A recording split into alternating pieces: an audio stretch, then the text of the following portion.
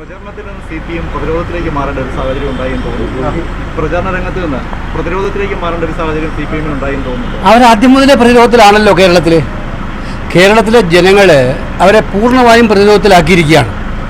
ഇപ്പം ഇവിടെ നടന്നുകൊണ്ടിരിക്കുന്ന മാൻ ആനിമൽ കോൺഫ്ലിക്റ്റ് ആയാലും ഏറ്റവും ഒടുവിൽ എന്ന ഏറ്റവും വികാരപരമായിട്ടുള്ള മനുഷ്യ മനസ്സുകളെ ആകെ വേദനിപ്പിക്കുന്ന സിദ്ധാർത്ഥ സംഭവത്തിലായാലും ഒക്കെ തന്നെ CPM മത്സരിക്കുകയാണ് എങ്ങനെയാണ് ഓരോ ജനകീയ പ്രശ്നങ്ങളിലും പ്രതിരോധത്തിലാവുക എന്നുള്ളതും. അതുകൊണ്ട് അവർ ടോട്ടലി ഇൻ ഡിഫൻസ്. കേരളത്തിൽ ഈ കോൺഗ്രസിന്റെ സ്ഥാനാർത്ഥി പട്ടിക പുറത്തു വന്നതോടെ BJPയെ സഹായിക്കാൻ ചില സ്ഥാനാർത്ഥികൾ വെച്ചു എന്ന ആക്ഷേപം പ്രത്യേകിച്ച് അങ്ങേ ഉൾപ്പെടെ ഉദ്ദേശിച്ചത് ഈ പ്രതിരോധത്തിലാവുന്നതിന്റെ ഭാഗമായിട്ടാണോ അങ്ങനെ ആരോപണം ഉന്നയിക്കുന്നത്? ഇത്തരം തമാശകൾ പറയാനേ ഇനി അവർക്ക് കൊണ്ട് പറ്റുള്ളൂ. ഈ അവർ തമാശകൾക്കിടയിലും ചില രഹസ്യങ്ങൾ പറയുന്നുണ്ട്. ഞാൻ റിപ്പീറ്റ് ചെയ്തുകൊണ്ടിരിക്കുന്നതാണ്. ഇടതുപക്ഷ മുന്നണിയുടെ കൺവീനറുടെ ഒഫീഷ്യൽ സ്റ്റേറ്റ്മെൻ്റാണ് കേരളത്തിൽ മത്സരം CPM-ഉം BJPയും തമ്മിലാണ്. BJPയുടെ ഇത്രയും വലിയൊരു PR ഏജൻസി ജയരാജനല്ലാതെ വേറെ ആരുണ്ട്? കേരളത്തിൽ BJP പോലും പറയുന്നില്ല ഞങ്ങൾ സീരിയസ് ആയ കണ്ടസ്റ്റിലുണ്ടെന്ന്.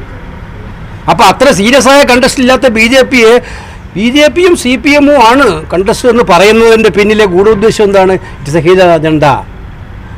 രണ്ടുപേർക്കും ഒറ്റ അജണ്ടേ ഉള്ളൂ: കോൺഗ്രസിനെ തോൽപ്പിക്കുക, കോൺഗ്രസിനെ ഇല്ലാതാക്കുക. രണ്ടുപേരുടെ അജണ്ട ഒന്നാണ്. ഡൽഹിയിലെ മാസ്റ്റർ അതിനുവേണ്ടി ഏത് ഹീനശ്രമവും നടത്തും.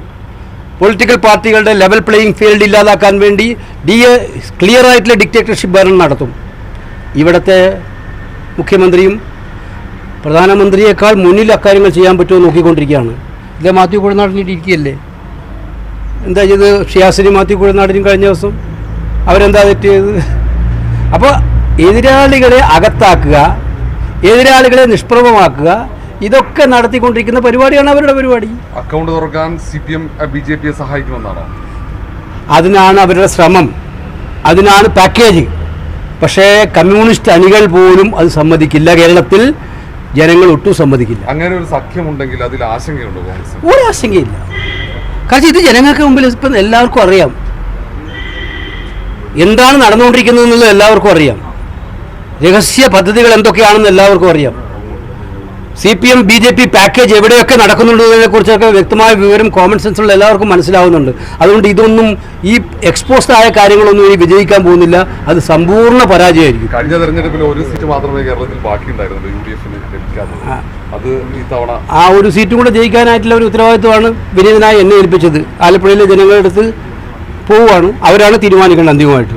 ഈ പരാജയഭീതിയാണോ സുരേഷ് ഗോപിയുടെ ഒരു പരിഭ്രാന്തി? തിരുവനന്തപുരത്തേക്ക് മടങ്ങുമെന്നാണ് അദ്ദേഹം പറയുന്നത്. ഞാൻ സ്ഥാനാർത്ഥികളെ കുറിച്ച് വ്യക്തിപരമായി ഒന്നും പറയാൻ ഉദ്ദേശിക്കുന്നില്ല.